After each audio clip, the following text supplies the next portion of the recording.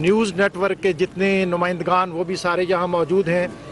آج اللہ تعالیٰ کے فضل و کرم سے آپ نے دیکھا کہ ایک کرشمہ جس کا یہاں ظہور ہوا کہ مغرب کی نماز کے وقت بادلوں سے بارش برس رہی تھی، لیکن اسی آن ہم سب نے مل کر یہاں ماہ رمضان المبارک 1445 ہجری کا چاند دیکھنے کی سعادت حاصل کی۔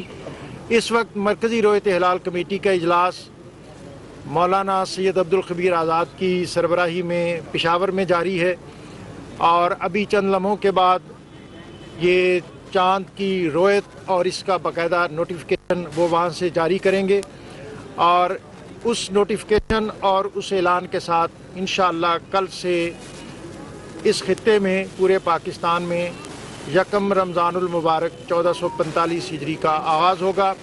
اللہ تعالیٰ اس ماہ مبارک کی برکتوں اور رحمتوں سے ہم سب کو مستفید ہونے کا موقع عطا کرے۔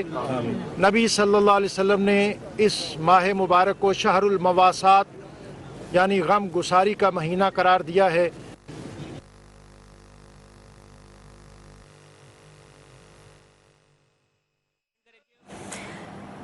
پشاور میں مرکزی رویت ہلال کمیٹی کا اجلاس جاری ہے، اور لاہور کی زونل کمیٹی کے جو اراکین ہیں وہ لاہور میں نظر آنے والی چاند کی رویت کے حوالے سے بتا رہے تھے، اور انہوں نے یہ بھی بتایا ہے کہ پشاور میں مرکزی رویت ہلال کمیٹی کا اجلاس مولانا عبدالخبیر آزاد کی زیر صدارہ جاری ہے، اور وہ اجلاس مکمل ہونے کے بعد پھر باقاعدہ طور پر اس کا اعلان کیا جائے گا۔ پوری عالم انسانیت اور بطور خاص عالم اسلام اور فلسطین اور کشمیر کے مسلمانوں کو بھی امن اور محبت کی صورت میں عطا ہوں۔ چیئرمین مرکزی رویت ہلال کمیٹی مولانا عبدالخبیر آزاد اس وقت چاند کی رویت کے حوالے سے بات کر رہے ہیں۔ صدق اللہ العظیم۔ برادران اسلام، السلام علیکم ورحمۃ اللہ وبرکاتہ۔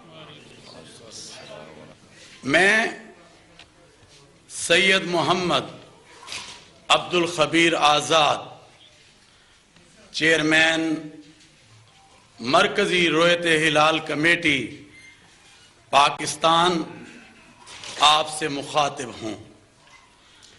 آج ماہ رمضان المبارک 1445 ہجری کہ چاند کی رویت کا شریف فیصلہ کرنے کے لیے مرکزی رویت ہلال کمیٹی پاکستان کا اجلاس میری زیر صدارت رویت ہلال کمیٹی پاکستان کے جو ارکان شریک ہوئے ان کے اسماء گرامی یہ ہیں: مولانا حافظ عبدالغفور، علامہ ڈاکٹر محمد حسین اکبر، مولانا یاسین ظفر، مفتی علی اصغر عطاری، مفتی یوسف کاشمیری، مفتی فیصل احمد، قاری عبد الرؤف مدنی، مولانا عبد المالک بروہی، مولانا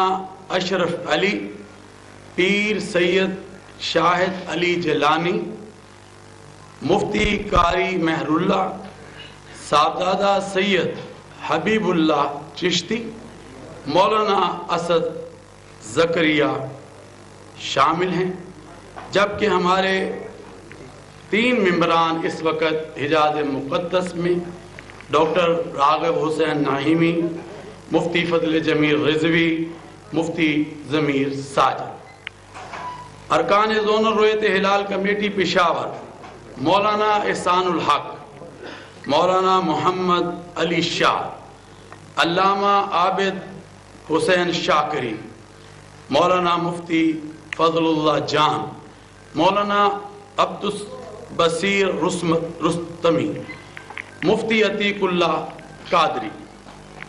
رابطے کے فرائض: ڈی جی وزارت مذہبی امور حکومت پاکستان سید مشاہد حسین خالد نے، جبکہ فنی معاونت کے لیے محکمہ موسمیات سے چیف میٹ ڈاکٹر سردار سرفراز محکمہ سپارکو سے غلام مرتضی اور وزارت سائنس اینڈ ٹیکنالوجی سے زین العابدین نے اپنی خدمات سر انجام دی۔ اس کے علاوہ پاکستان بھر میں زونل رویت ہلال کمیٹیوں کے اجلاس ان کے متعلقہ ہیڈ کوارٹر لاہور، کراچی، اسلام آباد اور کوئٹہ میں منعقد ہوئے۔ الحمدللہ اللہ کے فضل اور اس کے کرم سے آج پاکستان کے اکثر اور بیشتر مقامات پر مطلع ابر آلود رہا اور کچھ مقامات پر مطلع صاف بھی رہا۔ پاکستان کے مختلف مقامات سے ماہ رمضان المبارک کا چاند نظر آنے کی شہادتیں موصول ہوئیں، جن میں پشاور، لاہور، سوات، سرگودا، دیر و دیگر مقامات شامل ہیں جہاں پر چاند نظر آ گیا ہے۔ الحمدللہ لہذا اتفاق رائے سے فیصلہ کیا گیا کہ انشاءاللہ یکم رمضان المبارک 1445 ہجری 12 مارچ 2024 بروز منگل کو ہوگی۔ اللہ تبارک و تعالی پوری عالم اسلام اور پاکستان اور تمام مسلمانوں کو رمضان کی آمد سب کو مبارک ہو۔